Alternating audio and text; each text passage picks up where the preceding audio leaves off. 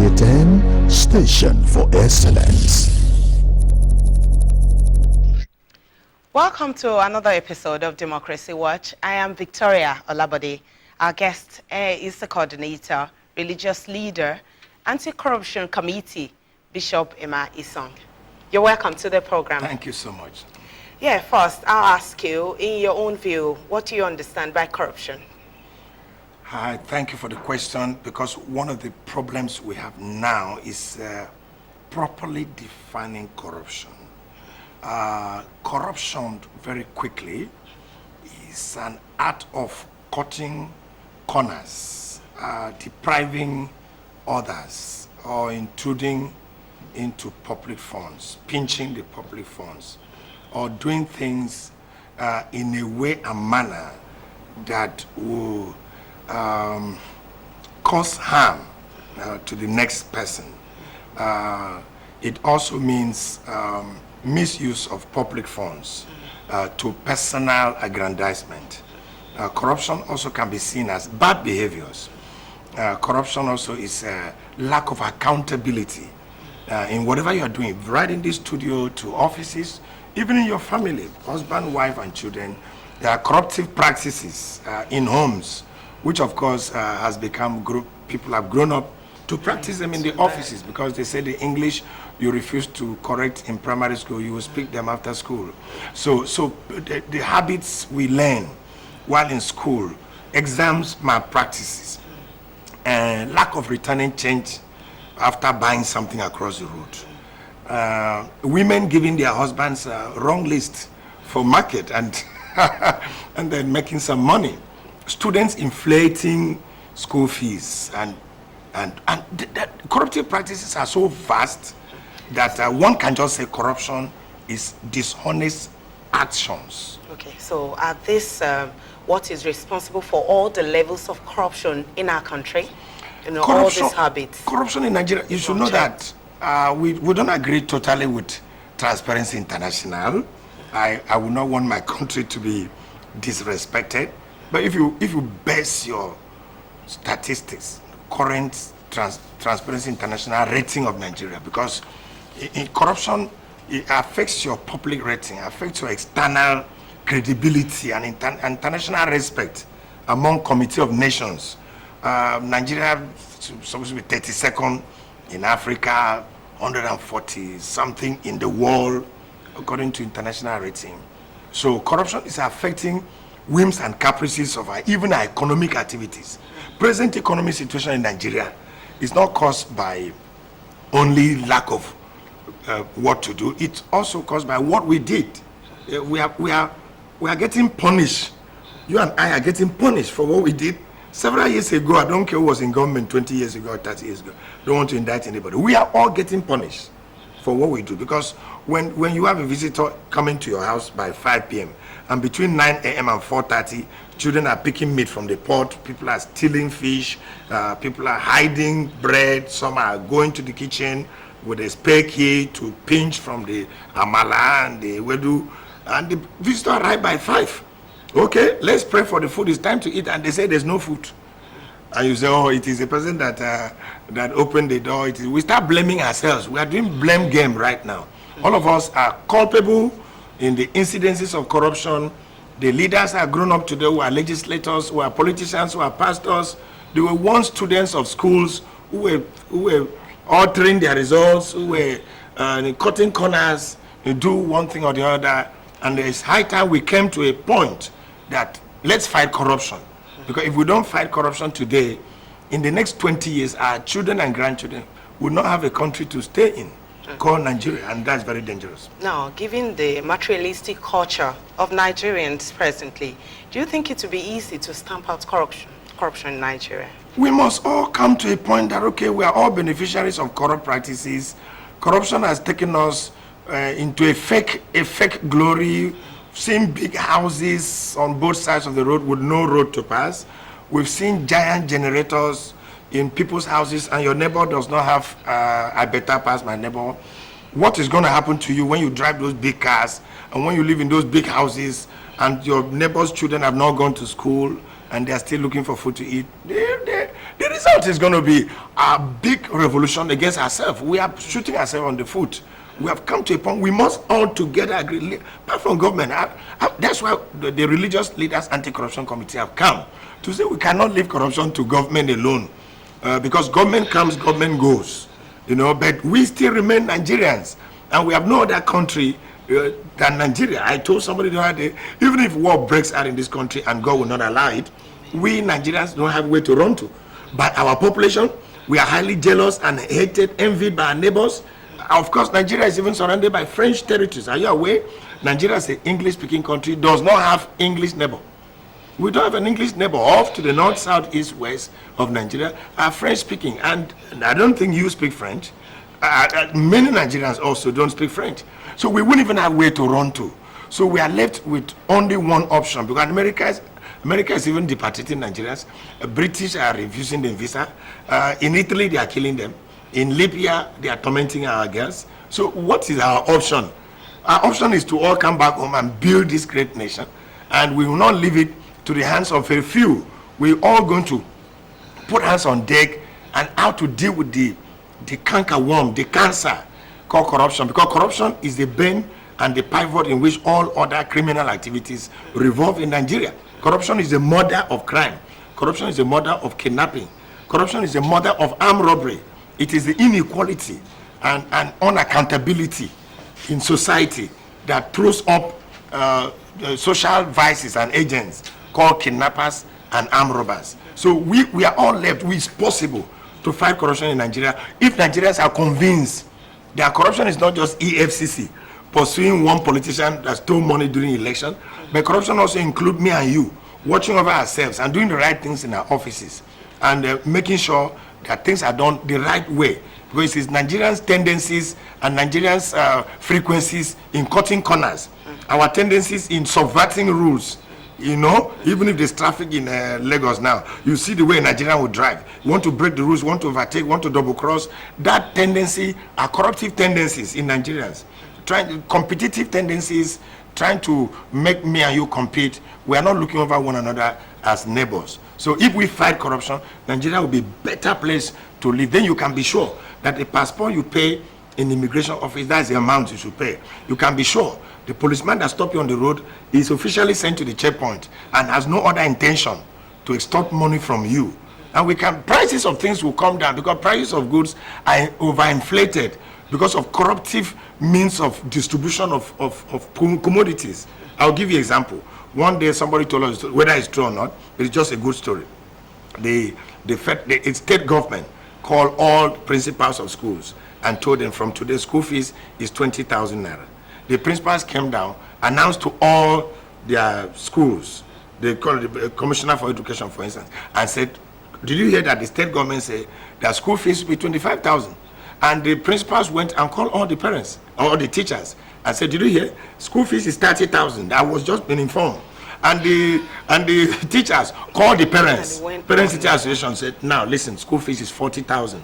I'm just informing you what they told me yesterday, Minister of Education. The student went home and told the parents, Mama, Papa, we're in trouble. School fees now 70,000. Oh.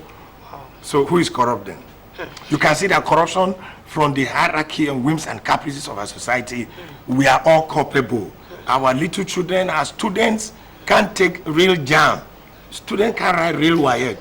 So that's where we must fight corruption. So do you think that is why we have so much banditry and insecurity in this country? Insecurity, Banditry, kidnapping, terrorism, armed robbery, vandalization, area boys, all are thrown up products. They are like a bad car emitting carbon dioxide. The carbon dioxide is not the problem. The problem is in the engine of the car. The engine of the car, the rings and the full makeup of the car needs to be overhauled. But if you don't know it, you start attacking the carbon dioxide. You start looking for a way to stop the emission, not just to stop the emission, to repair the engine, possibly buy a new engine. You know, I believe when you read, if you're a Christian, and Muslims too in the Quran, they have scriptural references against corruption. If you're a Christian, in Ecclesiastes chapter 7 verse 7, it says that anybody that collect bribe has been deceived, has become a fool. He said bribe makes a wise man to become a fool. And you see also in several scriptures, Bible says all have sinned. You know, Romans 3:23, and come short of the glory of God. So corruption is the animalistic tendencies in every human being. Every man is corrupt by nature. You now need, like the preachers will say, you need Jesus Christ in your life to suppress. I need Jesus Christ in my life. The Muslim will say he needs Muhammad, you know, to suppress the tendencies of corruption. We need to fight corruption from inside out, because some people are not corrupt today because they don't have opportunities. It's not because they are not corrupt. They have not been given opportunity. All these people shouting on government officers, make them something in government. And within 24 hours, some huge amount of money will be lost. That's why we need the religious leaders, for instance, to emphasize, say Jesus is the way, is the truth and life. He's the only one that you can surrender your life, and so you suppress that tendency in you, because everybody born of a woman, even a child, what makes a child takes a piece of bread or meat and hide behind him? It's a corruptive tendency. He's not yet a commissioner or a governor, but he can hide meat. He can inflate school fees. So corruption is a natural nature in man and need to be suppressed with religious beliefs and tendencies. You are a coordinator of religious leaders, anti-corruption committee. Yes. And at this time of the country, we are supposed to be looking up to religious leaders, you know, at this point for corrective measures as to what is going on. But in fact, in the religious bodies, in the house of God, you know, corruption even takes place. Yeah, correct. You know, so what is the way out of all of this? Yeah, correct. But please, hold the thought. Yeah. After this break, we will come back to answer the question. Please stay with us.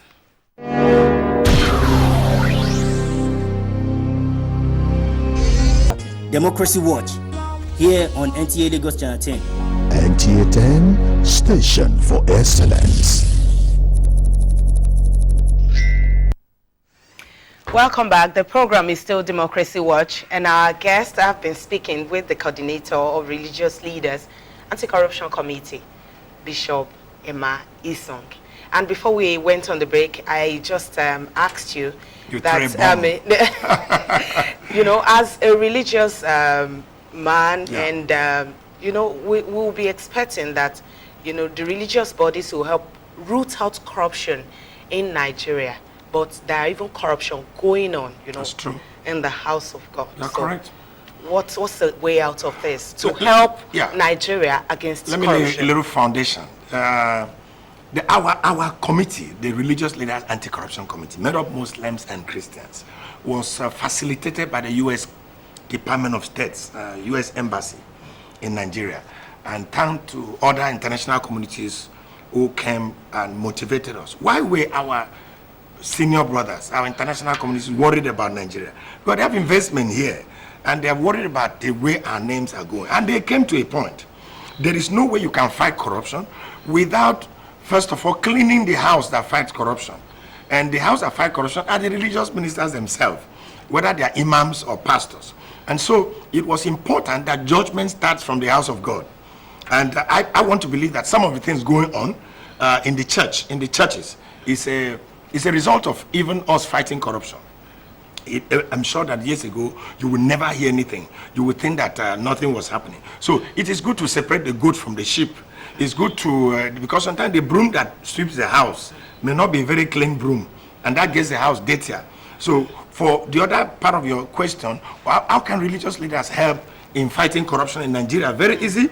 We must increase the quality of the content of our messages that comes from the pulpit, whether mosque or churches. And number two, we must do a personal check on our personal life. I mean, like you were talking about, you cannot live in a glass house and throw stone. We must come to a point that religious leaders take responsibility that the people that we produce and send to them and into politics and into economy are members of our churches. They are members of mosques and churches. And so the religious leaders themselves must sit in a place of fatherly control and counseling, monitoring and advising, possibly rebuking, exhorting, and condemning these activities with strong messages from pulpit. Corruption will not thrive in Nigeria in the next 5 years with strong messages from the pulpit. Okay, so we look forward always to Western world, to help us stamp out corruption. Do you think we can go far with that? The Western world themselves, let me give you one of the stories. One day, one of the officers in the U.S. Embassy who was helping counsel us, advise us, said to us, I'm not going to help you fight corruption in your country. Go and fight corruption. I am not a Nigerian, I'm an American. And that's what has brought me here. The onus to fight corruption lies on me and you. They said change begins with me. Okay, so we Nigerians are not looking onto international communities to help us fight corruption. But we are using some of those nations which who are better than Nigeria in their index of assessment. Because you cannot answer questions, you cannot do things without setting standards. We got standards, we got people who are better than us, countries who are better developed than us. And we've asked them, Malaysia, Singapore, some of these countries were, China, they were third world countries.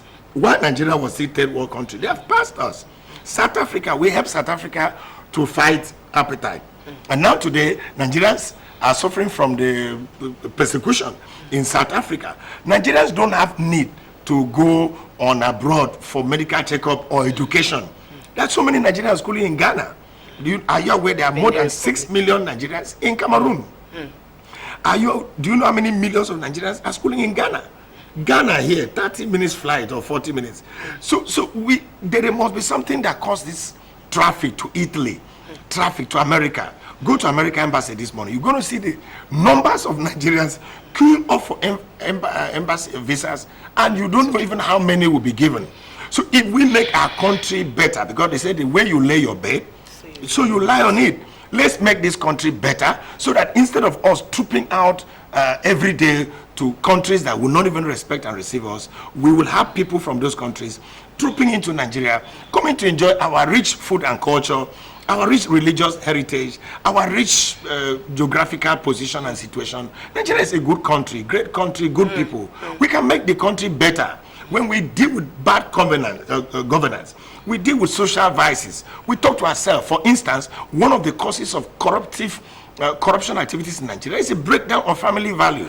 When some people grew up those days, your father will ask you, where did you get that shirt from? Where did you get that belt from? These questions are not asked. Our girls come back with money, our boys come back with cars, and the parents celebrate those cars. You don't know if they are Yahoo boys. Whether the girls are also doing some other funny things. So the society, the family, because when God created the world, he did not create countries. He created families. He created families. The first institution are the family institution. And so there's a family breakdown. There's a breakdown in family values and cultures. Of course, even the Nigerian culture alone does not condone corruption. It's against corruption. So the corruption is an imported character into Nigerian society. Corruption is a new character. It's not part of our fabric of our society. It's strange. There was no corruption some time ago in Nigeria. I remember when Gowon said, he said, we have enough money, only we don't know what to use the money for. So the money was there and not stolen. And there were other things that you can prove that corruption is new. I blame breakdown in family culture. I blame the military rule, the long military rule in Nigeria. I blame also tribalism, which has affected ethnicity and tribalism in Nigeria. As it promoted corruptive activities. People are employed, accepted, and engaged due to where you come from. We're supposed to be, first of all, Nigerians. Before you are Igbo, Yoruba, Hausa, or Akwa Ibom, you are not supposed to be first Igbo and then Nigerian. I mean, I'm not supposed to see you in the light of where you come from. There should be a common heritage in Nigeria that should promote patriotism in us. And this is very strong instrument to fight corruption. So how will you rate the war against corruption? You know, the rate at which you're fighting corruption. The war against corruption in Nigeria is rated high when it comes to government fighting corruption. That's what you read on pages of newspapers. We don't report ourselves. Right now we did a website. It's called reportyourself.com. Reportyourself.com. Nigerians are not even responding. You're supposed to, if you see something, say something. But Nigerians are not saying anything.